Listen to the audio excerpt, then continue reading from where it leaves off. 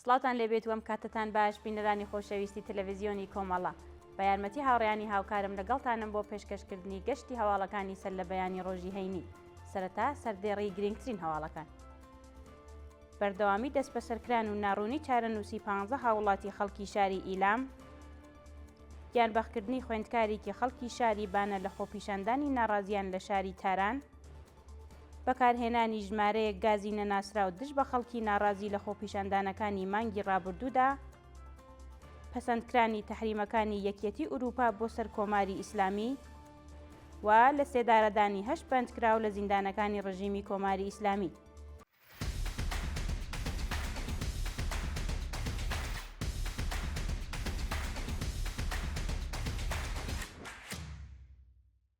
بەردەوامی دەست بەسەرکران و ناڕوونی چارەنووسی 15 هاوڵاتی خەڵکی شاری ئیلام. لە ڕۆژانی ڕابردوودا 15 هاوڵاتی خەڵکی شاری ئیلام لەلایەن هێزە ئەمنیەکانی ڕژیمەوە دەست بەسەر و هێشتا چارەنووسیان نادیارە.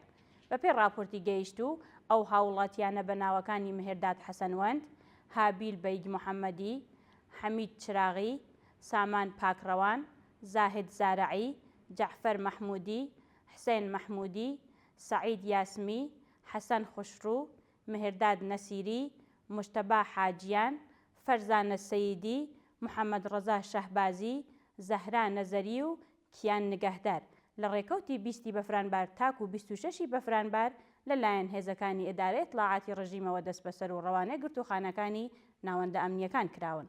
شایانی باسە سەرەڕای بە دواداچوونی بنەماڵەکانیان لەسەر دۆخی تەندروستی و شوێنی ڕاگرتنیان تا کاتی داڕشتنی ئەم هەواڵە زانیاریەک لە بەردەستانیە و لە مافی دەستڕاگەیشتن بە پارێزەر بێبەشکراون. گیانبەخکردنی خوێندکارێکی خەڵکی شاری بانە لە خۆپیشاندانی ناڕازیان لە شاری تاران. بەپێی هەواڵی گەیشتوو خوێندکارێکی خەڵکی شاری بانە بەهۆی بەشداری لە ڕۆتی ناڕەزایەتیەکانی خەڵک دژ بە دەسەڵاتی جەنایەتکاری کۆماری ئیسلامی لە شاری تاران بە تەقەی ڕاستەوخۆی هێزە سەرکوتگەرەکانی گیانی لەدەستاوە. راپۆرتەکان ئاماژە بەوە دەکەن کە ئەو هاوڵاتیە بە ناوی شیلان ساڵحی ڕۆژی پێنجشەمبە 18 بەفرانبار کاتی بەشداری لە ناڕەزایەتیەکانی خەڵک لە شاری تاران لەلایەن هێزە جەنایەتکارەکانی ڕژیمەوە کراوەتە ئامانج و گیانی بەخت کردووە. جێگای ئاماژەیە کە تەرمی ئەو گیان بەخت کردووە پاش وەرگرتنی 150 ملیۆن تمەن و ببورن بەڵێننامەیەک لە بنەماڵەکەی ڕادەستیان کراوە و پاشان ڕۆژی دووشەممە 6 ڕێبەندان لە بێدەنگیدا ئەسپەردەکراوە.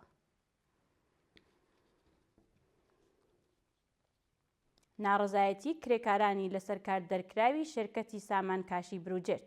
بەپێی راپۆرتەکان سەرەڕای تێپەڕبوونی چەند ساڵ لەسەر داخرانی شێرکەتی سامان کاشی بروجێرد هێشتا وەڵامی داخوازیەکانیان نەدراوەتەوە.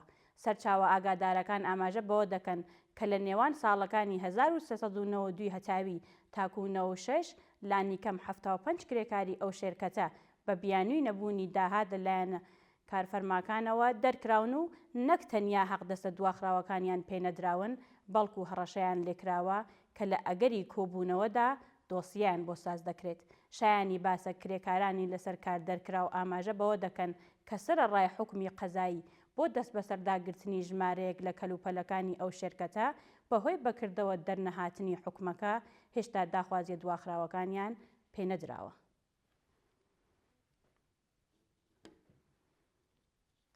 خراپی دۆخی ژیانی کرێکارانی شێرکەتی پویا نەخی ئیلام. بەپێی دوایین هەواڵەکان کرێکارانی شێرکەتی پویا نەخی ئیلام کە بۆ ماوەی چەندین مانگە بەهۆی خراپی دۆخی ژیان و مەعیشەتیان ناڕەزایەتی دەرئەبڕن هێشتا داخوازیەکانیان وەدی نەهاتوون.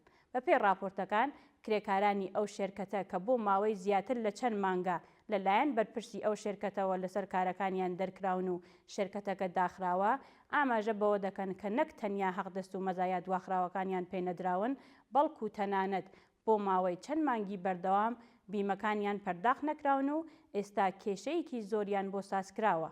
هەروەها لە درێژەی ناڕەزایەتیەکاندا جەخ لەسەر ئەوە دەکەنەوە کە تا کاتی وەدی هاتنی داخوازیەکانیان بەردەوام ئەبن لە ناڕەزایەتی و هاوکات داوایانە ناوەندە پەیوەندیدارەکان کرد کە بە شێوەیەکی دادپەروەرانە سکاڵەکانیان لەبەرچاو بگرن. بەکارهێنانی ژمارەیەک گازی نەناسراو دژ بە خەڵکی ناڕازی لە خۆپیشاندانەکانی مانگی ڕابردوودا. بەپێی هەواڵی گەیشت و هێزە سەرکوتگەرەکانی ڕژیمی کۆماری ئیسلامی لە ڕەوتی ناڕەزایەتیەکانی خەڵکدا چەندین جۆرە گازی نەناسراویان بەکارهێناوە کە ئێستا هاوڵاتیانی تووشی نەخۆشی کردووە. راپۆرتەکان ئاماژە بەوە دەکەن کە ئەو جۆرە گازە کە ڕژیمی کۆماری ئیسلامی دژ بە هاوڵاتیانی ناڕازی بەکاری هێناوە کاریگەری زۆر زیاتری هەبووە لەسەر خەڵکی ناڕازی بە بەراورد لەگەڵ گازی فرمێسڕێژ و هاوکات چەندین ناس ئاسەواری لەسەر جەستەی قوربانیان بەجێهێشتووە. هەروەها چالاکانی مافی مرۆڤ داوایان لە کۆمەڵگای نێودەوڵەتی کردووە سەبارەت بە ئەم کردەوەی ڕژیمە لێکۆڵینەوەیەکی بەرفراوان دەست پێ بکەن و لە ئەگەری بەکارهێنانی گازی قەدەغە دژ بە ناڕازیان هەوڵی سزادانی تاوانبارانی بدەن. پەسەندکرانی تەحریمەکانی یەکێتی ئوروپا بۆ سەر کۆماری ئیسلامی. ڕۆژی پێنجشەمبە نوێی ڕێبەندانی 1404 هەتاوی چەندین تەحریمی نوێ لەسەر بەرپرسان و ڕێکخراوە جیاوازەکانی ڕژیمی کۆماری ئیسلامی لەلایەن وەزیرانی وڵاتانی یەکێتی ئوروپاوە پەسەند کرا. بەپێی دوایین راپۆرتەکان ئیسکەندەر موئمینی وەزیری ڕژیم، محەممەد موحیدی ئازاد دادستانی گشتی، مەجید فەیز جەعفەری بەرپرسی پۆلیسی ئەمنیەتی گشتی، ئەحمەد عەلی فەیزوڵڵاهی فەرماندەی هێزی تایبەتی سابرینی سپای پاسداران، ئیمان ئەفشاری دادوەری لەقی 26 دادگای ئینقلابی ڕژیم، عەلی عەبدوڵڵاهی عەلیابادی فەرماندەی بارگای ناوەندی خاتەمولئەنبیا و هەروەها چەندین کەسایەتی و ڕێکخراوە پەیوەندیدارەکان بە ڕژیمی کۆماری ئیسلامی لەلایەن یەکێتی ئوروپاوە گەمارۆ دراون و هاوکات دەستیان بەسەر هەموو داراییەکانیاندا گرتووە. لە سێدارەدانی 8 بەندکراو لە زیندانەکانی ڕژیمی کۆماری ئیسلامی.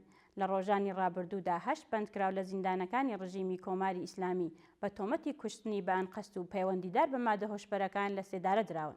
بەپێی راپۆرتی ڕێکخراوەکانی مافی مرۆڤ 7 زیندانی بەناوەکانی سۆران ئەحمەدی، هوشەنگ خالسی، یونس سەلامی، تورەنج نورئەفکەن، حامد چراغی، نوسرەت ئەسەدی و گوڵمراد ئاقایی بە تۆمەتی کوشتنی بە ئەنقەست لە زیندانەکانی بۆکان، بێهبەهان، فێردەوس، ساری، ماحشەر، بێجنورد و گەناباد ئیعدام کراون.